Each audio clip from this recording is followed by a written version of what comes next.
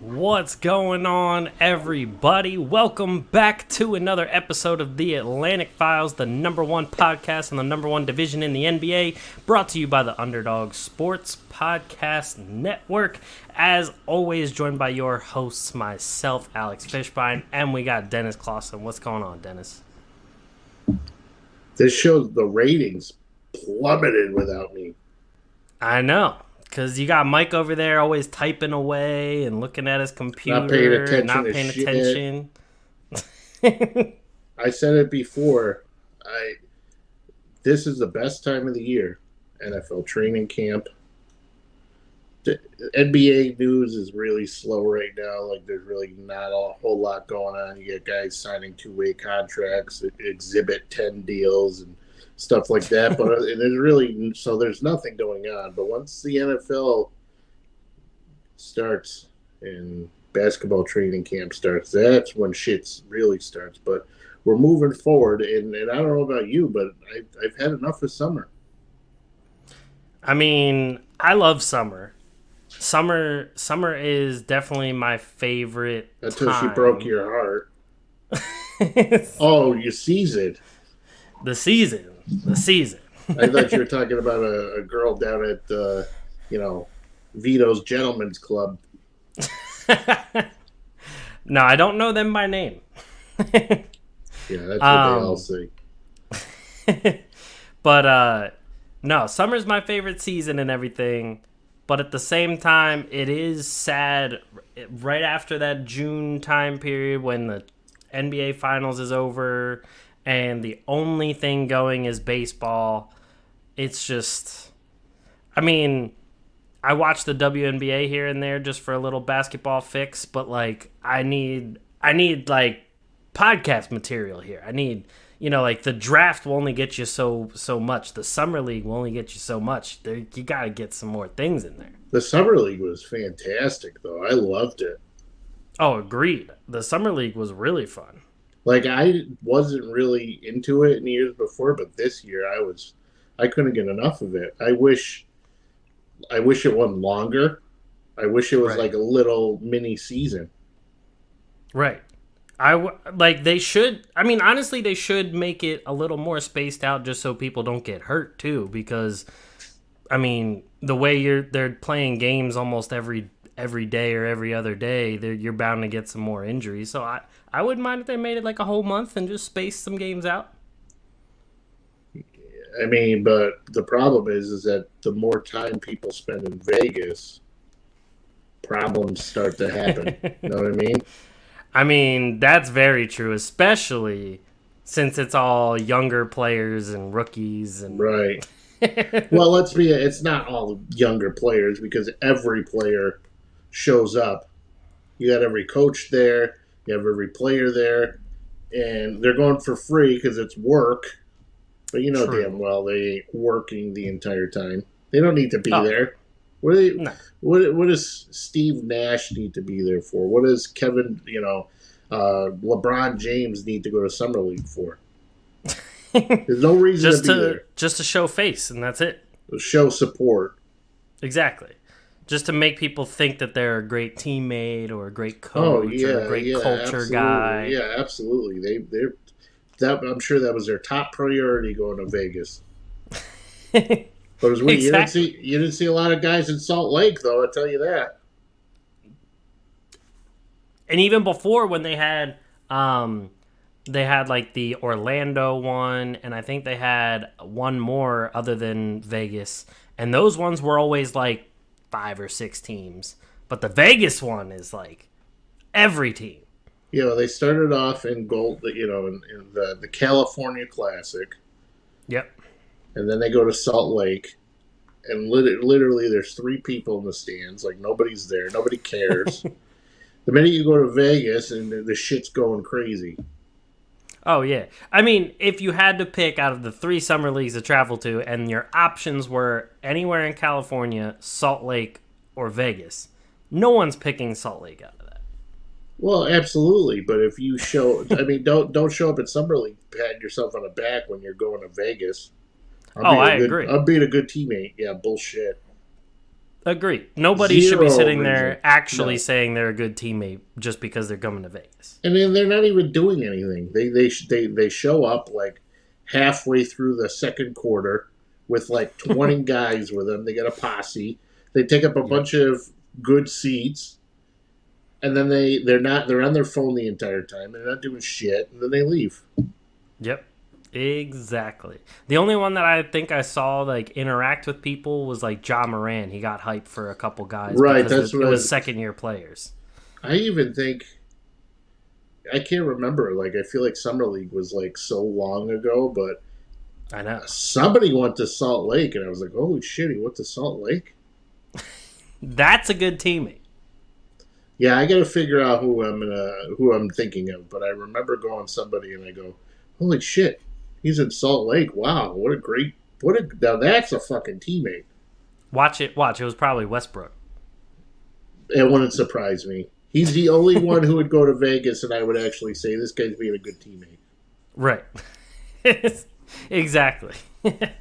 Speaking of Summer League and everything, there's been a lot of like little summer leagues and Pro-Ams and stuff like the Drew League and all that kind of stuff happening. I had to bring it up last week because we both know Mike hyped up John Collins all the time, and he was one of the only, if not the only, NBA player in the Drew League to foul out and then lose. He's playing hard. He had to play hard if he lost to, and Trae Young was playing with him. He's got to work on that defensive rating. Exactly. The one that supposedly was supposed to be better than Julius Randle in Mike's mind. But here's the thing, though. Like, is anybody even really trying in the Drew League? I mean, the guys who aren't NBA players are definitely trying. Outside of, like, LiAngelo Ball, who tried to put up 60 the other night. But here's the thing. A lot of guys that aren't like, or I should say, a lot of guys that are good enough don't have to try that hard to do well in these summer leagues because they're not playing NBA talent. Yes, a lot of these guys are really good. Don't get me wrong. Like, I couldn't go out there and beat anybody. But, like, when in the Drew League, it was DeRozan and LeBron. Like, they weren't putting out 100% effort. But they went out, took care of business pretty easily, and had a great game. And then you have just in Philly, there's this thing it's like one weekend a year in the summer. It's called the Danny Rumpf Classic. And Tyrese Maxey and Isaiah Joe teamed up with Marcus Morris, and they won the championship of that pretty easily. And they weren't giving like 100% effort. And they're not even supposed to be up at the level of a Trae Young and John Collins and that kind of stuff. So it's like, they definitely aren't giving that much effort, but they also shouldn't need that much effort. Yeah, but I mean, there's a lot of people out, like, you know how people are like UFOs are real and you know what I mean? Like those type of people. There are literally people out there who believe that there has been a player who's walked the earth, even though people don't know who he is, and I don't know who he is, but I'm not talking about one specific person. I'm talking about there are people out there who believe that there are people out there who are better than Michael Jordan. Right. They just never got noticed. Right. So it might be one of those situations where the guys who are playing, man, I mean, street ball's a different style of play, so you think anybody's worried about setting picks and all that shit in the street ball? Who's doing all the, what your zone coverage is like and all that stuff? And nobody cares about that. It's ISO ball. Oh, for sure. I mean, that's what it like. These Pro-Ams and stuff are bring your game and beat people based off of pure skill and talent. Who's gonna go up over the screen and who's gonna go under the screen? Yeah, that's not happening. And that further proves that there are plenty of guys that just love the game more because they're out there like hustling in Pro-Am games. Like some guys are giving a good amount of effort at Pro-Am games, and it's just because they love basketball. But B, it also shows me that if you can't even score effortlessly against guys that didn't even make the NBA, then I have no confidence in you scoring when you are giving effort against NBA level talent. All right, but here's the thing: like John Collins is not a great defender. No, Obviously, he fell, 5 fouls out in the. But he's a double guy. He's a good scorer. He doesn't suck, and let's just also remember that he's coming off a pretty significant finger injury. In addition, I believe he had a knee injury, so he was dealing with multiple injuries for a long time throughout the regular season and into the postseason. So let's give him a little bit of slack. I mean, I'm saying like I'm not putting that much weight into it because, I mean, also on the other hand, there was just a video of Julius Randle, Jalen Brunson, and Obi Toppin all teamed up in a New York Pro-Am, and they lost. But do you expect? I mean, Julius Randle's not even putting effort in during the regular season. He's going to put effort in during The bad part is they gave so little effort that there was 2 players on the other team that dropped 40 points each. Like that's crazy. And when I bring up John Collins, I'm not giving a pass either to Trae Young. Like Trae Young should have put up 60. Trae Young is one of the best scorers in the league. But I don't know why these guys are participating in it. For one, you're going to get hurt, possibly. True. 2, you ever like if you're at a bar and you got a midget, and I don't know if I can even use that term, right? A small person, whatever the term is these days. If you're at a bar and this guy picks a fight with you, right? You're in a no-win situation. If you kick this guy's ass, you beat up a midget. If he kicks your ass, you got your ass kicked by a midget. There's not one situation where you're going to look good in that. So for these guys that have nothing to gain here, you want to scrimmage? Go get your teammates together. Or do like what, like Scotty Barnes and James Harden and them are doing with the trainers, do the like open run pickup games.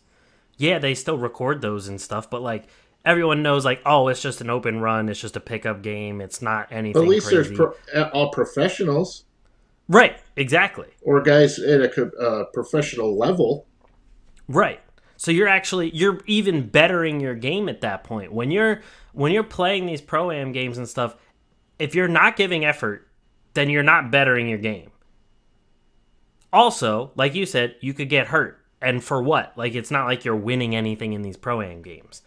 And a third thing is, like you said, it is a lose-lose because if you look bad against people that aren't NBA talent, then people start questioning your talent. And if you do well against these different players in Pro-Am games, people will might praise you for a little bit, but then be like, but it's just a Pro-Am. See why I'm needed on this show, though?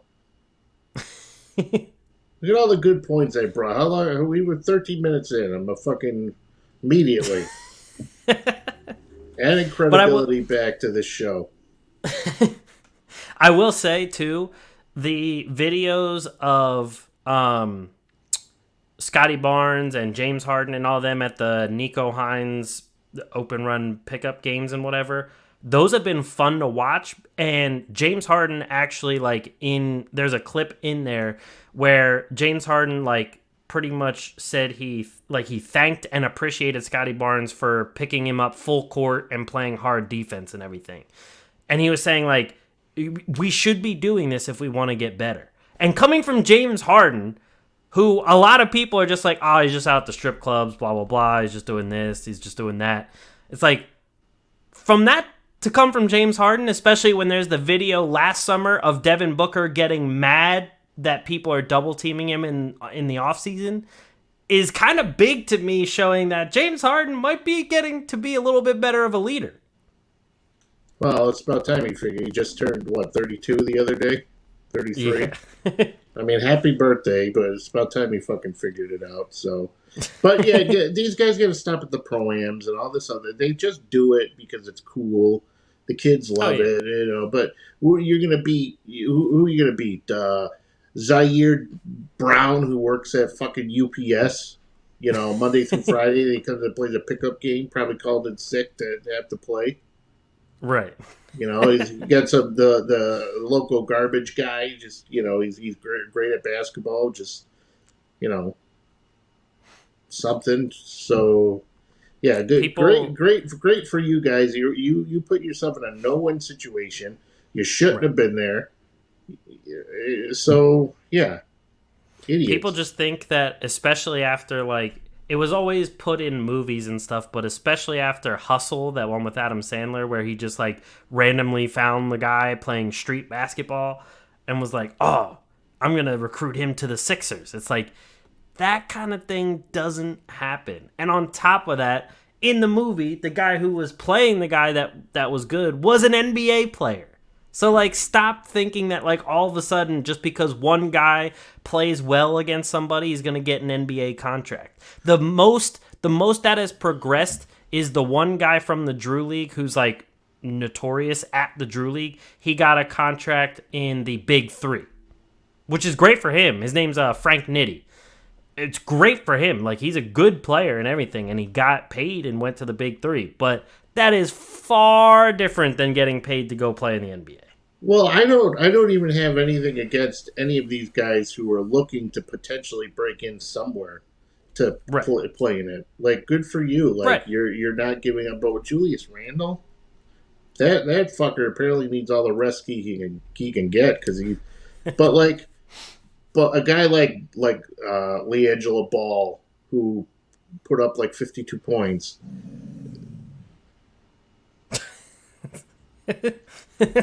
So he didn't like Julius Randle either. So my whole thing is he put up that much in the Drew. There's going to be somebody who's paying attention and say, "Well, maybe we should get him to a G League contract, something." True. He ain't going to the elite, but right. The Delaware fucking Generals or whatever they're called. What's Delaware? The Bluecoats. The Bluecoats will take him. I mean, even Malachi Flynn played in the Drew League, and he put up 60 points. So even a guy like Malachi Flynn who wants to, increase his role, he wants to be a part of the rotation. He doesn't want to be that 13th, 14th guy who only comes in with a minute left and you're up by 28. He wants to get into the rotation.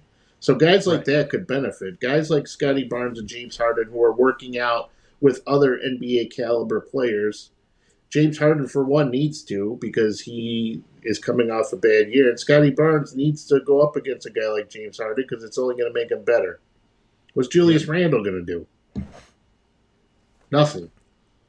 Just look like he's giving no effort as he usually does. He's going to look worse than he already does. He literally shouldn't be doing anything. Until Obi Toppin being there is one thing because he's flashy. He can do the big dunks and everything. He can just wow the crowd. But even Obi Toppin's not losing anything by losing in that. True. Because they're he's an up and coming guy. He's Julius Randle is an all-star cusp type player. Yep. At least he was not this version of him, but the other. The one in the year before last, and everybody was ranting and raving, which is why he got paid, and then he gets paid, and he's doing shit. And he doesn't care anymore. Does not give a shit. Speaking of not giving a shit, KD apparently doesn't give a shit about, anybody's job. He met with Joe Tsai and essentially gave them an ultimatum and said, you either keep me and get rid of Steve Nash and Sean Marks. Bye. Or you keep them and trade me. See ya, KD. We've been trying to trade you, but Rudy Gobert got traded for 9 first-round draft picks, so now we're having a hard time getting that much back for you, which I don't know if that says anything about you or if it says something about Rudy Gobert or what the fuck it's saying, but we can't get our price. I mean, I think it says a lot about both, but it also is just like, at this point, you have already bounced around a few teams. And we've talked about this before. I've specifically brought this point up one time before as well. The team you were just on won a championship without you. So obviously they didn't need you. And that team wasn't nearly as talented as the team that KD was on. Nope. They're older. They were hurt. Klay Thompson was coming off of 5 injuries that kept him out for 9 years. And Draymond Green is about 87 years old now, and Steph rolls an ankle just getting out of the shower, and you got Andrew Wiggins, thank God he was there, and Kuminga's 14 years old. I mean, that team is like... Their number 1 pick center didn't even play all season. Yeah, Otto Porter's toe was fucked up. Usual. Andre Iguodala's like an old decrepit man now. 103. He's older than some turtles. He lives longer than sea turtles. He is a Galapagos turtle. Right. Pretty soon you're going to see him washing up on shore and burying eggs. But yeah, but KD had Kyrie. At one point they had James Harden. They had Bruce Brown and LaMarcus Aldridge and Blake Griffin and Nick Claxton and all these guys, and they barely even made the playoffs in general because they only made the play-in game, and then they got swept on top of things. So now you go from the Thunder that you had a pretty good amount of good teams. Then you go to the Warriors. They were already stacked. They already had like 73 wins or whatever. You go there, you win a couple championships, and then you lose that last one because everyone gets hurt. You come to Brooklyn, and you pretty much help build Brooklyn the way it is. KD was one of the people who signed off on Steve Nash being the coach in the first place. And now, all of a sudden, you're like, oh no, he can't stay anymore. Like, it's either you fire him or you trade me. See ya. Yeah, like, why would you want Steve Nash as the coach in the first place? Because I remember there was a lot of people up in arms at the time, too, because there were a few coaches in line for a head coaching job at the time. And they decided to just bypass all them and go right to Steve Nash, who wasn't even coaching at all at the time. I mean, look where Kenny Atkinson ended up. Oh, a championship. Assistant on a championship. Yep. And you want to know something? Like, all right, I'm going to be real. Like, what do the kids say? No cap? Yeah. All right, no cap. All right, this thing was a mess from the moment it started. They signed him, he was hurt. Mm-hmm. Kyrie's a lunatic, and everybody knew that going in there. Yep. Fucking hurt. Then they got Harden. He was a train wreck. Even though at least the guy, you want to know, I cannot say a bad word about Harden in most cases because at least the guy was fucking playing, while his little brother Kyrie was pretending he didn't want to get vaccinated just so he can not play games. So at least you got to give it to Harden. Like, the guy was still playing, and he was hurt, and he was playing through it. KD never said shit about the fact that he knew Harden was getting annoyed with the entire situation, which we said it like a year ago when the trade rumors were coming out. So Harden wants out. This is going on. That somebody was saying something, which made it get out that this was going on. So KD, other teams around the league have also smartened up to the fact that KD's kind of a lunatic. Like, he's in that lunatic category now. He thinks he's LeBron. He thinks he can just... He wants to be the player, coach, and the coach, whoever is there, is just the guy. He wants to have a Ty Lue, basically, is what he wants. Oh, But yeah. you're the reason why Kenny Atkins is gone, and now you want to be the reason why Steve Nash is gone and why Sean Marks is gone, because even though Sean Marks, he looked like a complete buffoon too, because you try to play the hardball approach with Kyrie, and then you walk it back because you realize your team blows without Kyrie on the floor. Because who the fuck you got? Blake Griffin, he's 90. Patty Mills, who played well. I'd rather see Patty Mills on the floor, but then you had Nico Claxton, who was punished half the year because he didn't know how to play in the sandbox, so Steve Nash slapped his pee-pee and made him sit the bench, and he was sick all the time and all this shit. So, who the fuck else? You got Goran Dragic? He's not even there anymore, I don't think. Right, but that's who they had for 14 games. You know what I mean? So, like, and then who else do you have? You had to bring in all the rookies to play because everybody's getting COVID and shit. KD couldn't stay healthy as usual. Nah, fuck that shit. See ya. I pray the people in Toronto are stupid enough to send Scotty Barnes to Brooklyn. Oh, if Kevin Durant. If Toronto actually does that, you're gonna have to investigate them for tampering too. I might do the show naked if that happens. I'll be so happy. I could not. I wouldn't believe it. I would just assume it was coming from like Ballsack Sports or like The Onion or something if I actually saw that news come across my feed. But you want to know something? Somebody's considering it.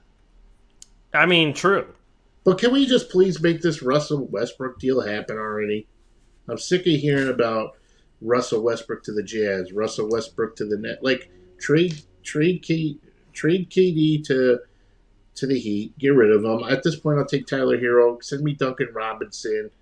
Bam can't go. So just send me any of the shit you got that you can send me. If you got first-round picks, second-round picks, I'll fucking take those. Right. You know what I mean? And then send Kyrie to LA, and I'll take Russell Westbrook. Case fucking closed. Yeah, I mean, at this point, it's just like... We're not winning the championship anyway, so who cares? Exactly, especially if they're going to sit here and pout this whole time, and then, like, say you do fire Marks and Nash. Okay, who are you getting as coach that's automatically going to make a team better or make Kyrie want to play more than 40 games a season? Nobody. And on top of that, when you bring in a new GM, who's going to come in and just all of a sudden make all these issues go away? Nobody. Like, exactly. I mean, even Daryl Morey, who was highly touted as the GM that he is, took a while to actually make some things happen in Philly because you can't just make it happen out of thin air. Like, yeah, he made a couple good trades, but it was like getting Seth Curry for Josh Richardson. Like, if you want those tiny little trades, sure, that can happen in, one season. But at this point, already pretty much, I'd say, 80% through the offseason? Because, I mean, the preseason schedule just came out. We're in August. Exactly. And the preseason schedule just came out. Firing your GM and coach now is not going to help whatsoever. If anything, it's going to be detrimental. So none of it makes sense. And on top of that, just to go back to James Harden, and everyone was talking about how, like, KD and James Harden, like, aren't friends anymore and all this kind of stuff. And then videos come out of them at, like, a Travis Scott concert having the time of their lives together. I'm like, it doesn't look to me like they're not friends. So we know who the person was that the relationship broke down with. And it's the same one that's not even fucking playing games for your team anyway. The same one who's a problem all the time. Everywhere he goes. Exactly. He's not playing the games. He's not putting in the amount of work that these other guys are because he's just not showing up. So get rid of that. Yeah, Find but the someone problem else. is KD's so delusional at this point that he's sticking up for him still. I mean, Which at that Patty point, Mills is like, I don't want to. I might not take my player option because this place is fucked up. But we said it before too. Ben Simmons looks like a fucking saint right now. You haven't heard a word about him all off season. Yeah, I forgot he was on the team sometime. his PR team is loving this. Oh my God, he's you want to know something? The minute this guy steps on the floor, all he needs to do is come in, make 1 3-point basket, and the entire city of Brooklyn's going to fall in love with him. Yep. And just play if he plays 68 games, that's acceptable. True. I'll even say 62. So miss 20 games and you're still fine. It's funny because the only things that came out about Ben Simmons I've seen have been just recently.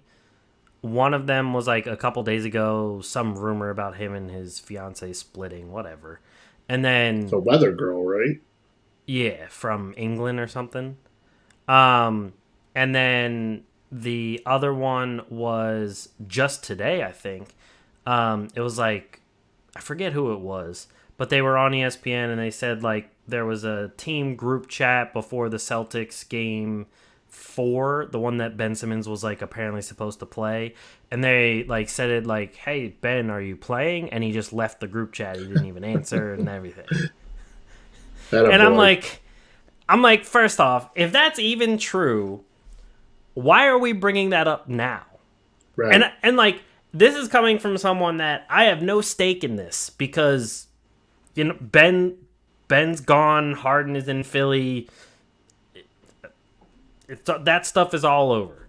So in my head, I'm just like, look, I dislike Ben Simmons as much as the next guy, but at this point, it's just like you're just trying to find stupid stuff because it's a slow news day.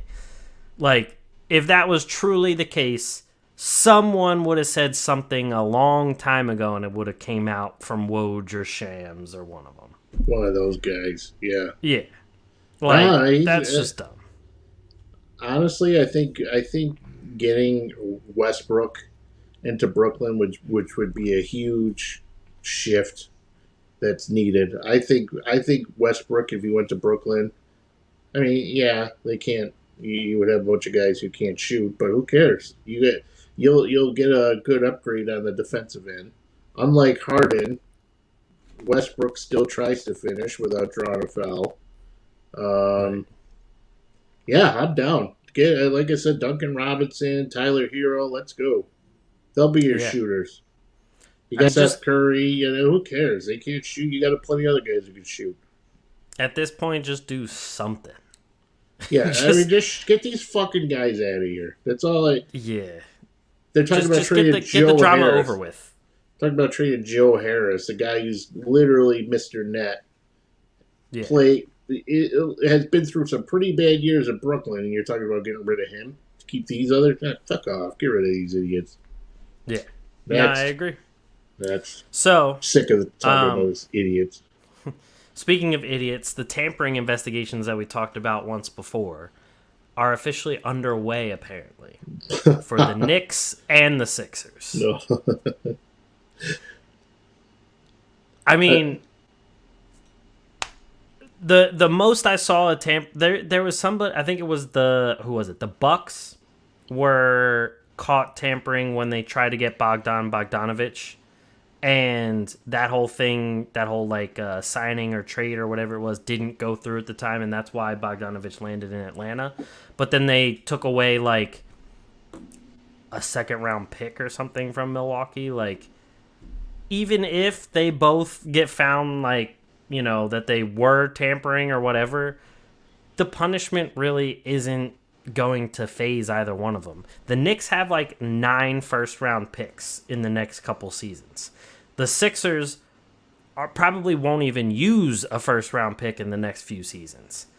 And I think a couple of them are already traded away anyway. I think Brooklyn has the Sixers' first-round pick for next season anyway. So, you can't even take away first-rounders, so they're probably just going to take away second-round picks, and at the point of where the Knicks and Sixers are at, who gives a shit? I just think it's funny that they open tampering investigations for guys who aren't really as good as other players. Like, let's focus on like a LeBron or a Kyrie. You're not telling me there's no conversations right now about Kyrie between LeBron and Right. there's no like there's tampering all over the place, and all of a sudden you want to crack down on PJ Tucker. Exactly. As much as I like PJ Tucker, I mean, this is what you're going to investigate.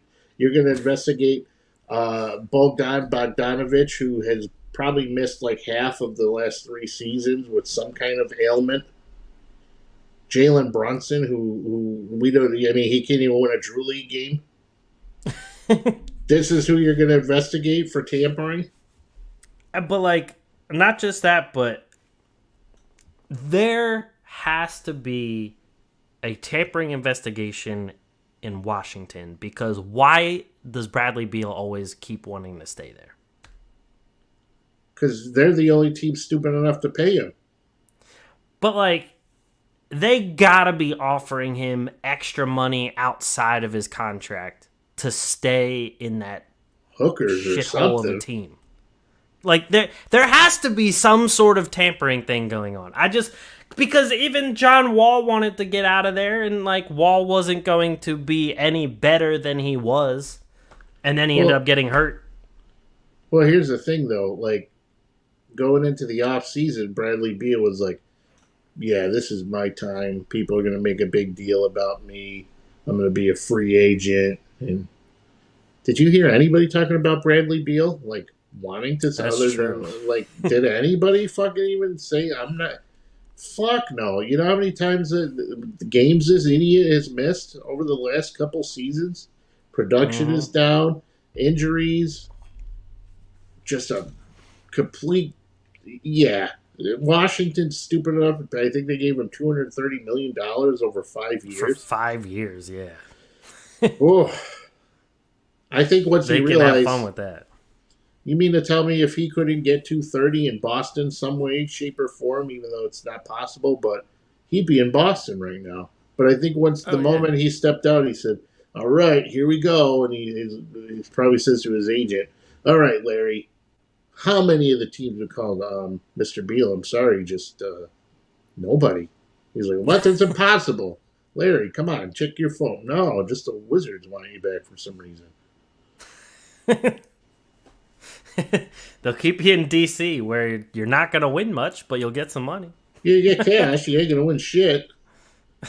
You're not going to the playoffs for the rest of your life, but But hey, that extra 100 mil will I mean, honestly, heal you right up. well, it would heal me up. I wouldn't care about going to the playoffs. I I love mean, some of these true. guys are like, I wish I would have title. I'm like Charles Barkley. Well, the fucking guy's a 100 millionaire. So Yeah, didn't win a title, but I only have $300 million. but it's also funny, some of these people that say, "Oh, I wish I won a title," when like the one thing people don't talk about is Charles Barkley did what James Harden did before him. He gained weight on purpose to get traded. Uh, I don't know if he did it on purpose, but that's like I mean, me that's saying the story. well, I mean, that he could use that as a cloak, but he just wanted to gain weight because he's hungry. True. That's like me that's saying I definitely. gained weight on purpose. Well, winter's coming, so I'm going to gain weight. Keep warm in the winter. That's right. That's why the ladies love me.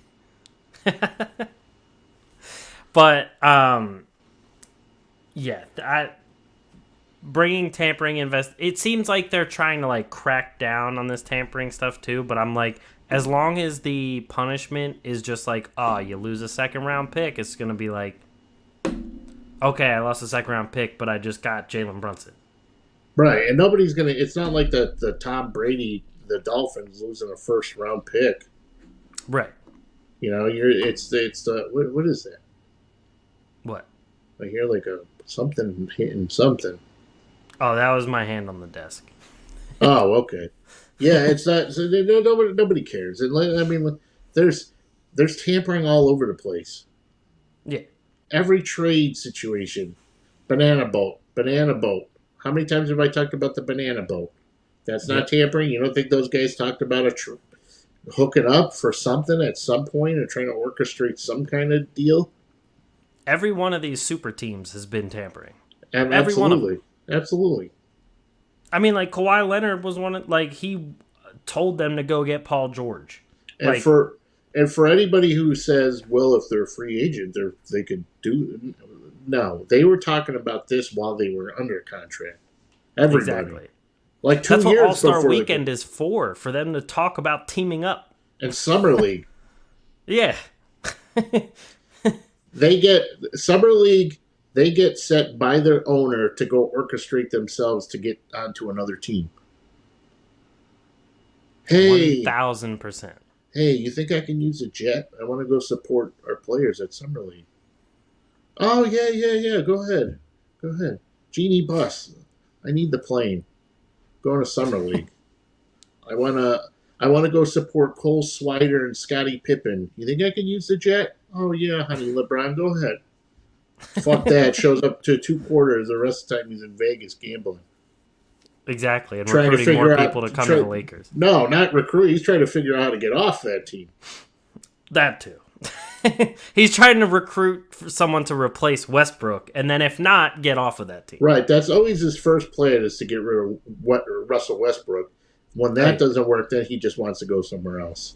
Exactly. But speaking of some people talking, but in this case getting into some beef, did you see the whole Dejounte Murray, Paolo Banchero beef going on? I did. So... And that's what, I'm sorry, but when are people going to start listening to me about Dejounte Murray?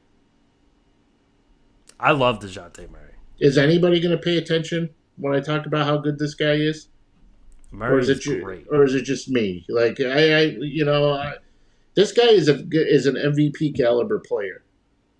For sure. He's 25. He's averaging almost, a triple-double. Very close. 2 steals a game. Wake up, people.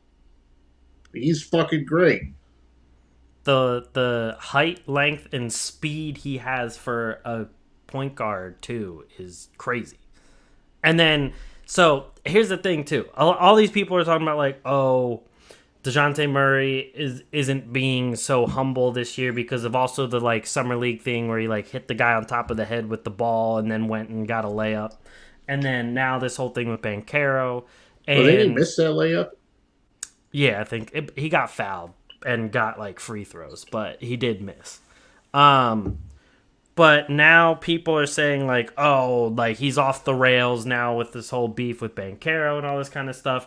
But in his whole, like, Instagram rant, when, like, he was talking about Banchero too, he referenced how as Banchero was growing up, he tried to rebound for Murray and everything and, like, learn from Murray, and Murray was cheering for him and, like, apparently helping him out with all sorts of stuff when he was growing up. And now that he was the number 1 pick, apparently he was trying to, like, flex on Dejounte Murray and everything and became a completely different person. There's definitely something else going on between those two that, like, Murray feels disrespected about. And on top of that, it's crazy to me how people talk about how soft the NBA is, but then the moment we see something like Murray where he pulls off a great move around Banchero, dunks it, and then throws the ball at him and gets in his face, people are like, he's off the rails, you can't do that.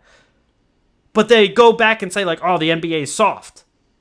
Which one do you want? But here's my. Were you done, by the way? Yeah. Oh, okay. Because I felt like you were like. But here's my thing, right? Like, I hate college basketball. Right. And this just goes to show why I hate college basketball versus the NBA. Paolo was probably the best college basketball player last season. Mm-hmm. To some people, they're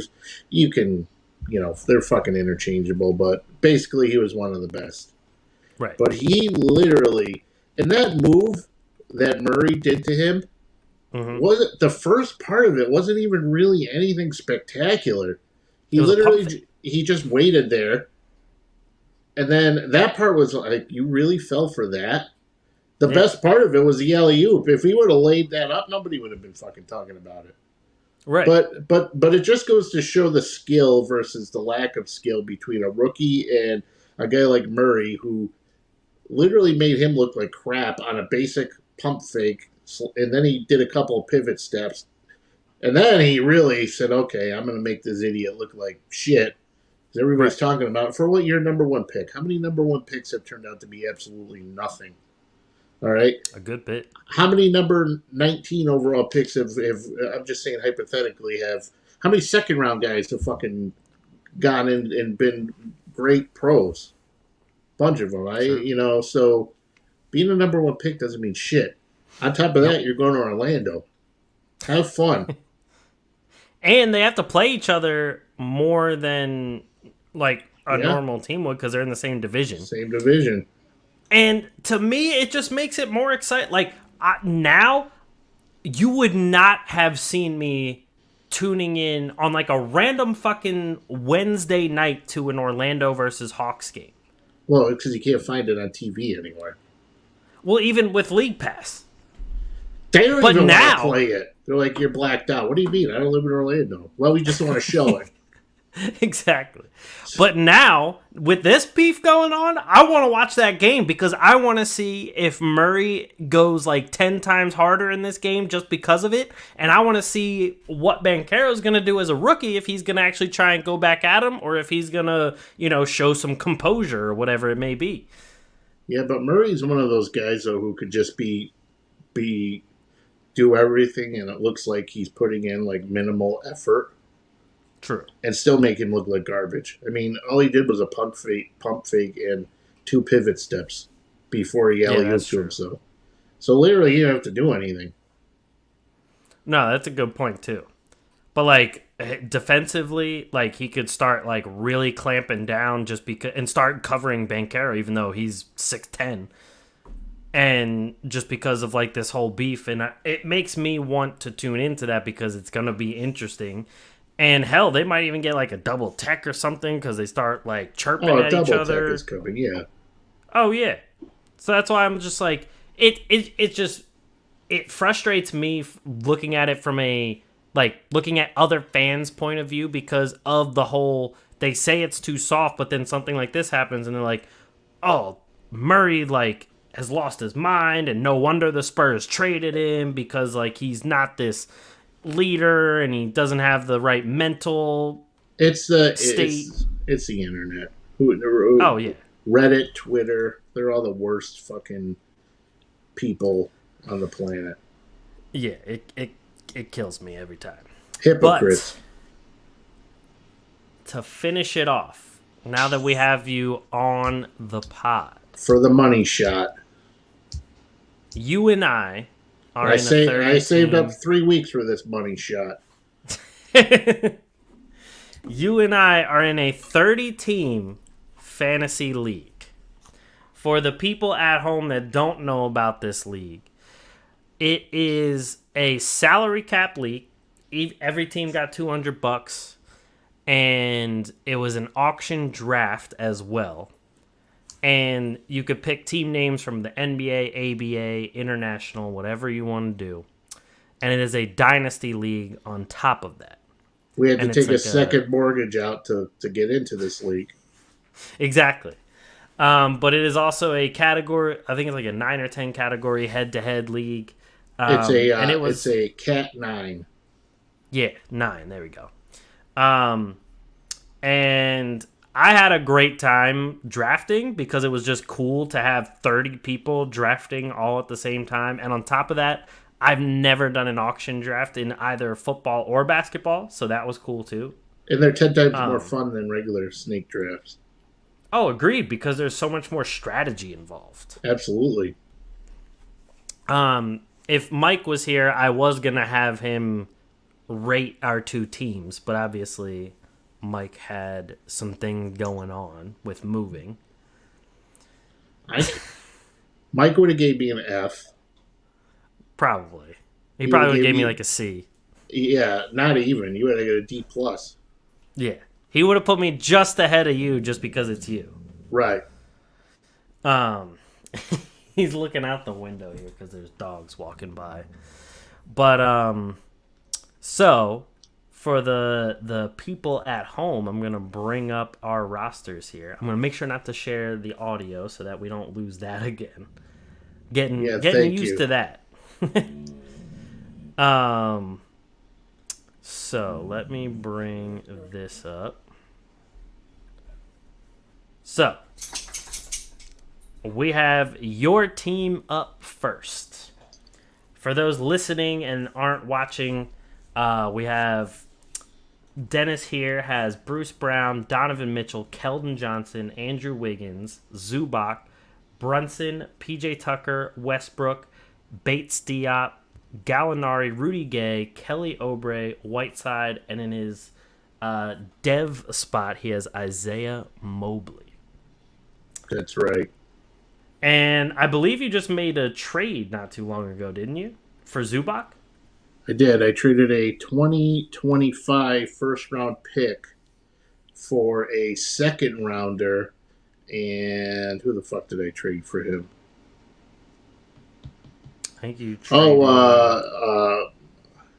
Agbaji. However the fuck you say his name. Oh, yeah. Okay. And then I took Tristan Thompson on from somebody else because it as a a dumper piece. I got you. Fill out the roster. It was $1, so I just waived him, which is gonna give me a little penalty here. Yep. Yeah. For those at home, there is a cap penalty if you cut somebody of 50% of their salary. I tell you though, I'm excited about my team, and the reason being is because I feel like a lot of guys spent money on too much money on one player, and I think I got a lot of good play. Like Westbrook, $16 to get a guy who's a former MVP. Yes, he's older, but here's the thing: the guy's still going to play a ton of minutes. He's never hurt. Same thing with PJ Tucker. PJ Tucker doesn't miss time. Brunson was only $34. I picked him up in Zubac is 15. Andrew Wiggins 25, coming off a great year. Keldon Johnson's going to be the number one guy in San Antonio. Donovan Mitchell is and will be the number one guy, regardless. Even if he's in Utah, wherever he goes, he's going to get his looks.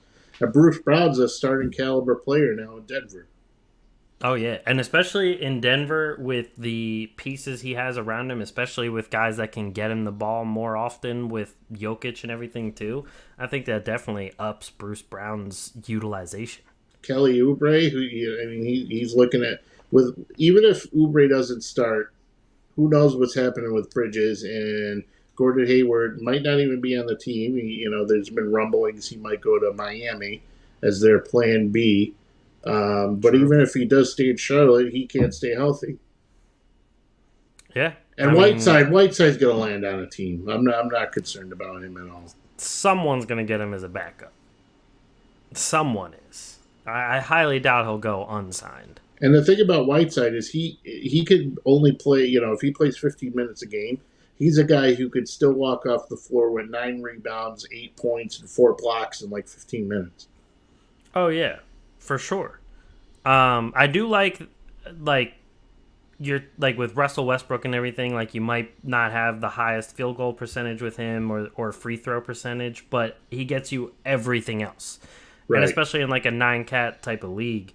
I mean, you got a lot of different people here getting you different things, which on my end, the only category I'm worried about is assists, because I didn't really get any main point guards really. So I guess I'm gonna have to go for every other category but assists. But who cares? I mean, if you're picking the best available. I mean, the best players can basically do everything.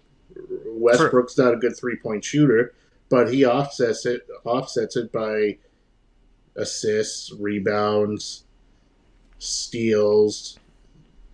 Contrary to popular belief, he doesn't turn the ball over as much as everyone wants to make out like he did. So, yeah. I mean, you definitely can't complain about 18.5 points, 7.4 rebounds, 7.1 assists, and 1 steal a game. Right, and who knows, though, if he's not in L.A. and he's somewhere, those are going to go up. Oh yeah, like if he ends up in like Utah or something, and then he's the main guy again, those will all go up. Even if he ends up in like Brooklyn, those would all go up. Let's hope. Yeah. But yeah, overall, I mean, I do like your team. It definitely is. I think it's a good mix of like you have some players that you would put up there as like win now, like PJ Tucker and Westbrook and them. Like those are mostly win now guys. But Keldon Johnson, Mitchell, Zubac, Brunson, all those guys like between 22 and 25, those are all prime ages, and those are good for the next couple of years. So yeah, when you like look at sure. when you look at Mitchell, I mean he's young, and the amount that I acquired him for is a steal in my opinion. Oh yeah, $47, especially over because all of these contracts are over the next 3 seasons. We don't even have to extend them until like halfway through next season or something. So having him at that price for that long is big. And then moving over to my team.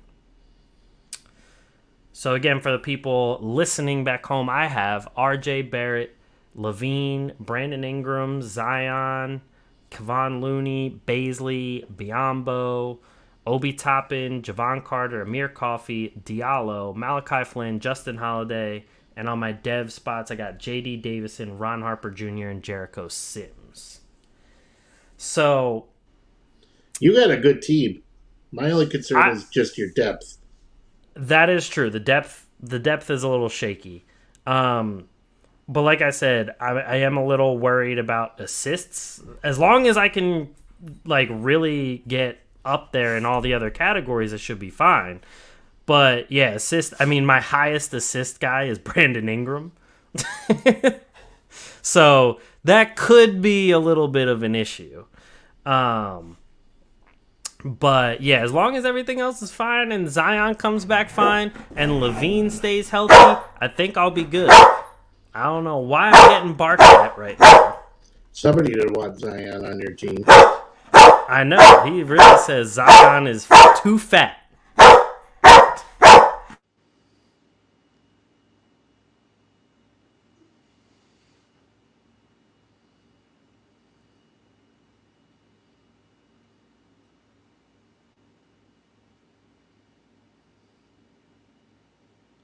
But anyway. Yeah, you think I was going to do any talking while you were muted? I didn't know if you had anything to say on that or not. But no, I freeze up when you're not around. I need you. But I'm sorry for everyone back home with how loud this barking is. I don't know why he's going crazy at the moment. But yeah, I'm super excited about my team. Like, I think it has very good potential. And I think that I'm going crazy right now. Can you stop? What is it, boy? Are they stuck in a well? Timmy fell in the river? But yeah, I'm really excited about the potential of my team. I mean, I really like the fact that I got a big 4 for not as much money as I expected. I mean, Zion being the most didn't surprise me because he's still only 22 years old. But getting somebody like Zion with the potential that he has shown for only $49, off the couch. Exactly. Nobody can eat a hot pocket like he can, I tell you that. Hey, if he can become a superstar NBA player and eat like Joey Chestnut, I'll take it. The GOAT. Exactly. But like, I got those first 4 guys that can easily put up over 20 points a game. I mean, RJ seems to just keep getting better. And well, it depends on the day of the week with him. I mean, also true. So, I mean, I like it. The turnovers are really low for my team, especially because they're not big playmaking type of people, so they're not turning the ball over that much. I got Kevon Looney for pretty cheap. He's probably going to get plenty of playing time, even if Wiseman comes back. Well, and Wiseman will get hurt again, so don't worry about it. Exactly. And last year, Looney didn't even miss a single game. He played all 82. So that was big for me. And Which then is Biyombo, weird because when you watch Kevon Looney run down the floor, he just looks gassed. Oh, yeah. He looks exhausted every time. Like, it could be his first play of after checking in, and he looks tired already. Oh, yeah. There's never a time he looks fresh. No. Even in the beginning of a season. No. But Biyombo's going to get more playing time because JaVale McGee's not there anymore. So I like that. I ended up trading for actually Obi Toppin and Hamid Diallo. I traded away. I don't know if it shows it on here. It might show it somewhere else. But I traded a 2025 first round pick, Shake Milton, RJ Hampton, and Keon Johnson for Obi Toppin and Diallo. And I might have gotten rid of a first rounder, but like with Shake, he was a big question mark, especially because they got DeAnthony Melton and everything. RJ Hampton, he had a lot of promise at first, but now with all the guards that Orlando has, Fultz is back. They have Suggs. They have Cole Anthony. They have Gary Harris. Terrence Ross is still hanging around. Terrence Ross, and now Banchero's there, who's going to get a lot of touches now. On top of, they also have Wendell Carter. And Mo Bamba. The Wagner boys. And what's his name is coming back now, who was hurt all the time? Jonathan Isaac. So when I see it, I'll believe it. Well, yeah, I agree. But that just means less and less wiggle room for RJ Hampton. And then Keon Johnson was one that I was a little high on Keon Johnson because I thought, especially with where the Blazers are in their rebuilding effort, he could have gotten some playing time and some development. But at the same time, I was like, I'm getting Obi Toppin, who I know is going to get minutes, and the Knicks could trade Julius Randle. And then on top of that, getting Diallo, who is still going to get some playing time in Detroit, and can get me some steals, some rebounds, some points. Why not? Yeah, but the way your team is going to be good for years to come, so I don't think that first round pick is going to be worth more than a guy like Toppin is, especially at $11. So I agree, completely agree. And Amir Coffey, look out! You got him for $1. I know. Don't sleep on him. The only guy I've ever seen play shooting guard and then center in the same season. True. I don't know how he went up for only $1. I know Kawhi and Paul George and people are going to come back, but at the same time, I think he's still going to get minutes. He'll get something. Exactly. And he could turn into something because he was showing a pretty good bit of promise last year. So what do they have his position? Guard and flat? No, he needs to be guard, forward, center, everything. I know. He needs to have them all. But in the limited time he played last year, 45% from the floor, 86 from free throw, putting up 9, 3, and 1.8. Take it. I'll take that, especially for $1. I'll take that. But this league should be fun. We'll definitely have guys on from the other teams. As you can see, we have a lot of the current NBA teams represented here, plus some ABA and some international. There's been trades going like crazy already. You can see over here in the recent transactions, there's already been a bunch of trades going on. So yeah, we'll definitely have some guys on. I know we talked to a couple already, one of them being the guy who runs the league, so that should be fun having him on. And we'll introduce them whenever we do have them on. But I'm excited for the league. I think it's cool. I think it's really cool. I just want football and basketball to get here already. I've had enough. I agree. The only thing is, the Dynasty Football League that we're in, I'm just getting like fed up with my team in that league. Because on paper, the team should be so good. But the football gods hate it. Don't worry. My team's way worse than yours is at this point. So. I mean, you're in a rebuilding year, aren't you? I'm in several rebuilding years. I might be eligible for Medicare by the time I win a championship in that league. But you want to know something though? It's September's on the corner. It's fantasy football draft season coming up. True. I have a couple redraft leagues already scheduled to draft soon, so I still got to get ready for those. But that is it for us, unless you have anything to get off your chest. No, they got ice cream. I was about to say I'm kind of hungry right now, even though I had dinner before this. I had turkey burgers on fiber bread. Okay. Yeah. I've been trying to eat a little healthier as well, so I get that. Yeah, but you need to bulk up, and I need to bulk down significantly. I mean, yeah, I've just been trying to increase my intake of protein dramatically. We're seeing how that goes. Throw eggs, peanut butter. Speaking of I ate one of those tomahawk steaks over the weekend. Did I send you a picture of that? No. Was it good? Don't do it ever.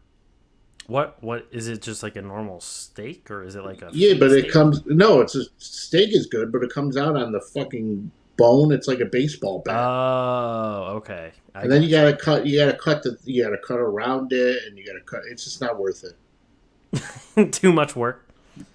Yeah, now everybody's all like, they want to. Everybody thinks they're like Gordon Ramsay, or everything has to be the presentation. I said, fuck that. Yeah, I just want. I don't need it to look pretty. I just need it to taste good. I just want to eat. That's it. I don't care what it looks like. You're not impressing me. So if I do get a tomahawk, and everybody too now with the seasoning on stuff, it's like, can we relax with the seasoning, please? You don't need that much. People go overboard with seasoning a lot. It's like, I'll take some A1, honey. I'm good. But if you get A1 at a steakhouse, God forbid, it's like a sin. No, I love A1. Oh, I do too. I'm just saying, like, they always talk about how like the chef thinks that like their steak isn't good enough if you get A1. No, the steak is good, but just A1 makes it better. It enhances it. You don't see the guy at the deli go, "Why are you putting mayonnaise on that? What, my cold cuts aren't good?" No, it just goes well with it. I completely agree. See, this is why we needed you back on the pod. That's right. I'm here. I'm here. Like I said, ratings through the roof. Oh, I completely agree. But that's it for us. Thank you, everybody, for listening and watching another episode of The Atlantic Files, the #1 podcast on the #1 division in the NBA, brought to you by the Underdog Sports Podcast Network. Make sure you check them out. Make sure you rate, subscribe. If you're watching on YouTube, like and subscribe right down low. Hit the bell for notifications. We go live every week, so let us know. David Brown, he said, "What's up, fan?" What's up, David? Hi, David.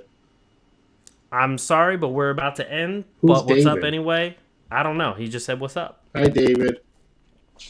What's going on, David? What's going on tonight? I don't know. We'll see if he comments by the time we're done. But make sure you check us out next week, David. We record every week. Usually, I want to know what he has to say. Well, I'm waiting. He has to comment. I don't know what he's gonna comment. But while we're waiting for David, if you're watching on YouTube, like, subscribe, hit the bell for notifications down low. That helps us out greatly. If you're watching on Twitch, follow on there as well. That helps us out on there. We're also on OnlyFans. Spotify. No. Spotify, Apple, Google, everywhere you get your podcast. So rate, review, everything on there as well. David said he's checking in on Nets. Well, David, things aren't looking good on the Nets. The Nets are garbage. They might be one of the worst teams in the league. I'm changing my team. I'm now an Orlando Magic fan.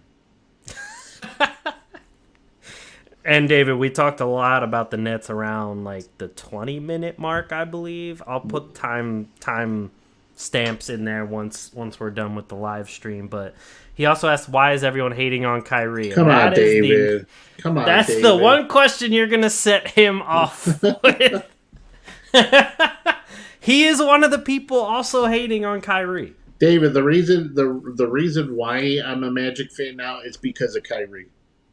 I have gone on record numerous times, Dave, and I've said Kyrie might be he might be the best ball handler that has ever played in the NBA, easily. One of the most talented guys ever, and it's scary how good Kyrie is just on minimal effort. He doesn't do anything throughout the entire season.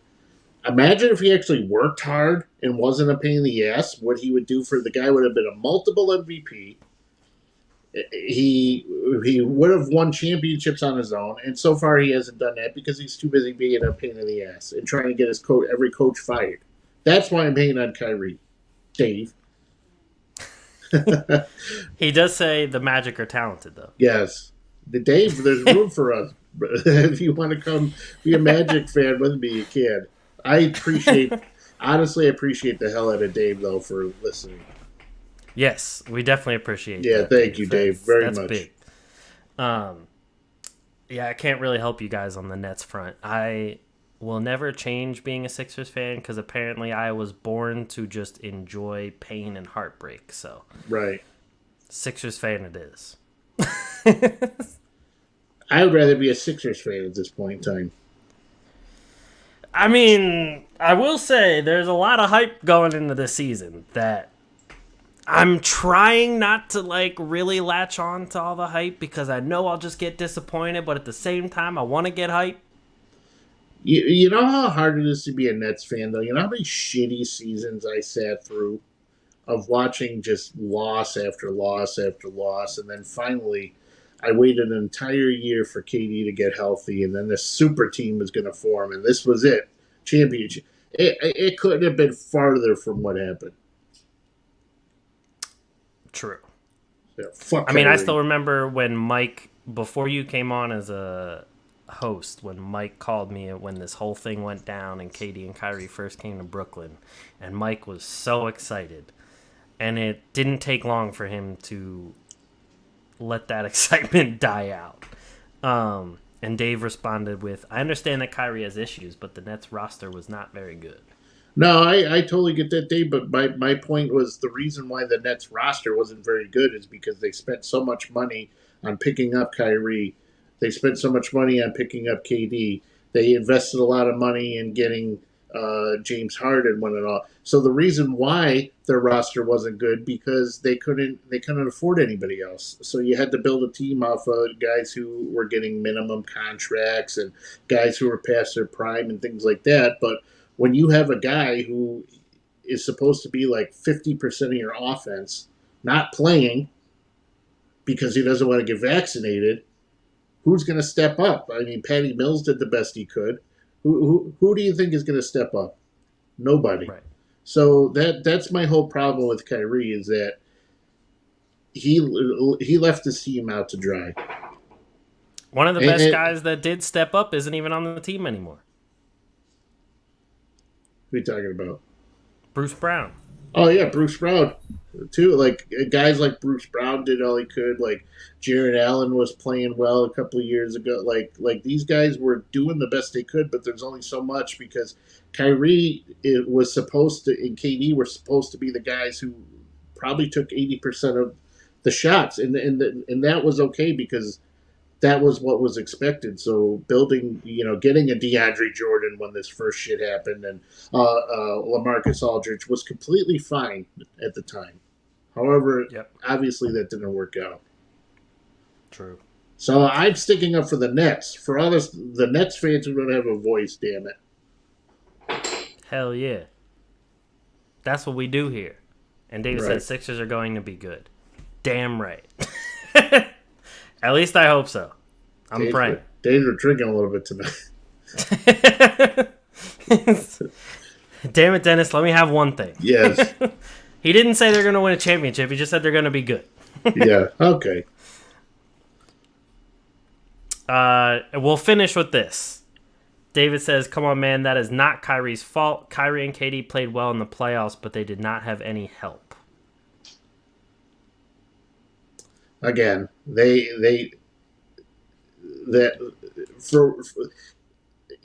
may have played well, but the fact is they weren't on the floor enough together to build a chemistry with each other. They never, the big three, when Harden was there, they weren't playing together. There was no cohesiveness. Turnovers were a theme constantly. The Nets, if I had to hear about the Nets turnovers, I would have, it's fucking absolutely crazy.